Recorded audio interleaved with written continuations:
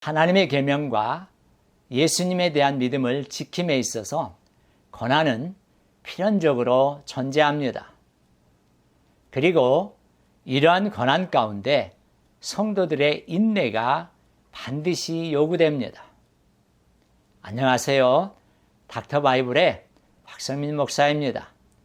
오늘은 요한계시록 강의 30번째 시간으로 계시록 13장 1절로 10절의 말씀을 중심으로 첫 번째 짐승이라고 하는 제목으로 함께 은혜를 나누고자 합니다.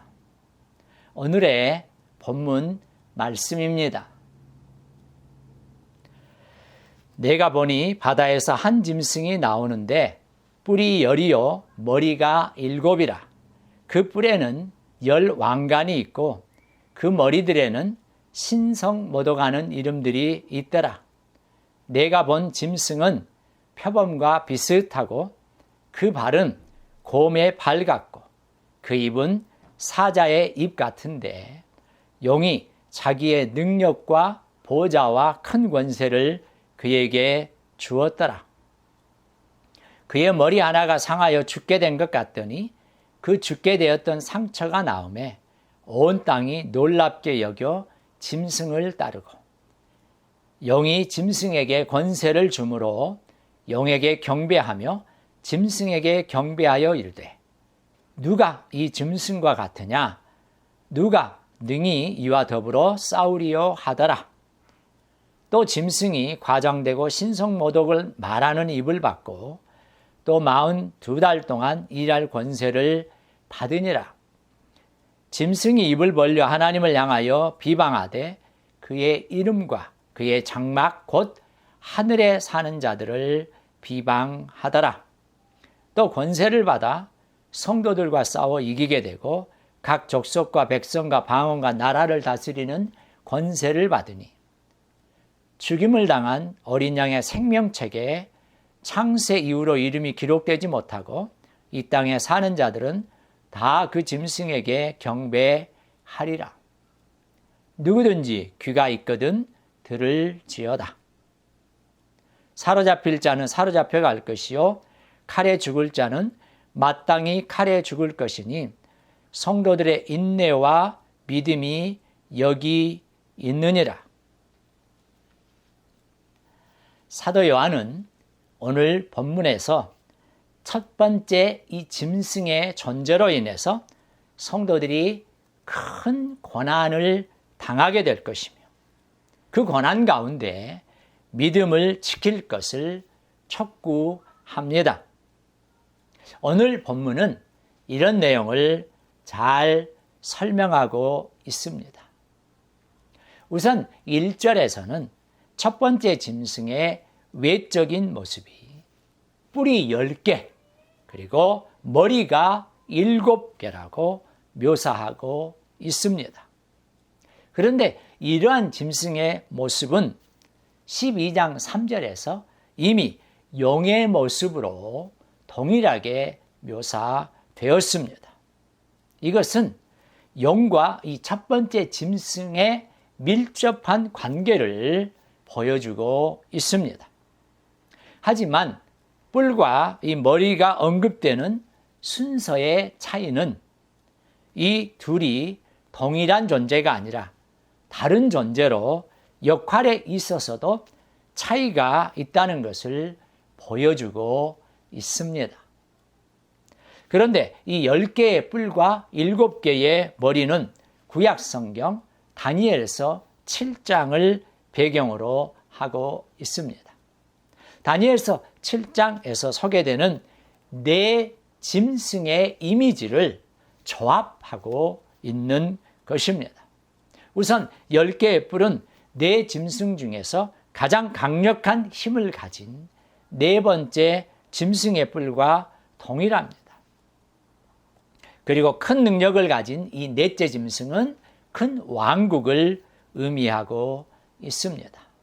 더 나아가서 오늘 본문에 등장하는 이 짐승의 머리가 7이라고 하는 것은 역시 다니엘서 7장에 나오는 이 네 짐승의 머리 수를 합한 것입니다. 그리고 여기에서 7머리의 숫자는 다니엘 7장을 배경으로 하여 하나님의 나라에 대적하는 이 악의 세력들을 상징하고 있습니다.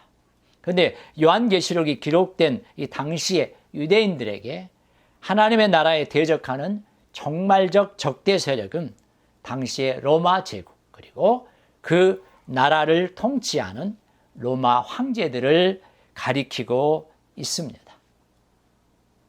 이제 2절에서는 짐승에 대한 묘사를 계속하고 있는데 여기에서 표범과 곰과 사자의 이 모습이 짐승의 형상에 적용되고 있습니다. 이건 역시 다니엘 7장에 등장하는 네 짐승의 모습을 조합한 형태입니다. 그런데 오늘 본문에 나오는 이 첫 번째 짐승은 영으로부터 능력과 보좌와 큰 권세를 얻습니다. 이것은 이 첫째 짐승의 배후에 영이, 즉 사탄이 존재한다는 것을 뜻합니다. 영, 즉 이 사탄은 여자의 남은 자손에 대적하는 적대적 세력입니다. 그래서 첫 번째 짐승을 불러내서 그것에 능력을 부여한 것입니다. 이는 교회 공동체를 핍박하는 당시 로마 제국의 황제들의 배후에는 바로 이 사탄이 작용하고 있다고 하는 것을 보여주고 있습니다. 이어지는 3절은 영에 의해서 큰 능력과 권세를 부여받은 이 첫째 짐승의 능력이 얼마나 큰지를 보여주고 있습니다. 특히 그의 머리 하나가 상하여 죽게 된 것 같은 이 짐승이 놀랍게도 그 죽게 되었던 상처가 낫게 됩니다. 이것은 이 짐승의 능력이 그리스도에 필적할 만큼 매우 위협적이라고 하는 것을 명백하게 보여주고 있습니다. 이어지는 4절은 짐승과 영의 관계를 이야기하고 있습니다. 우선 사람들이 이 짐승을 경배하는 이유는 영이 그 짐승에게 권세를 주었기 때문입니다. 이것은 영이 짐승의 원조가 된다는 것을 의미합니다. 사도 요한은 이러한 진술을 통해서 네로 황제에 의해서 대표되는 이 세상의 악한 세력은 사탄의 조종을 받아서 교회 공동체를 핍박하는 일에 가담하고 있다는 것을 말하려고 하는 것입니다. 다음으로 5절로 8절은 이 첫 번째 짐승의 구체적인 사역을 기록하고 있습니다. 우선 이 첫째 짐승은 과장되고 신성모독하는 말을 하는 입을 허락받았습니다. 그리고 이어지는 구절들은 이런 일들을 얼마 동안 할 것인가를 설명하고 있는데 그 기간이 42달입니다. 이 42달이라고 하는 기간 앞에서도 제가 여러 번 말씀드린 것처럼 이 기간은 바로 우리 주님의 초림과 재림 사이에 영이 사탄이 활동할 수 있도록 허락된 기간입니다. 마지막으로 9절로 10절은 첫째 짐승에 대한 이야기의 결론적인 내용을 소개하고 있습니다.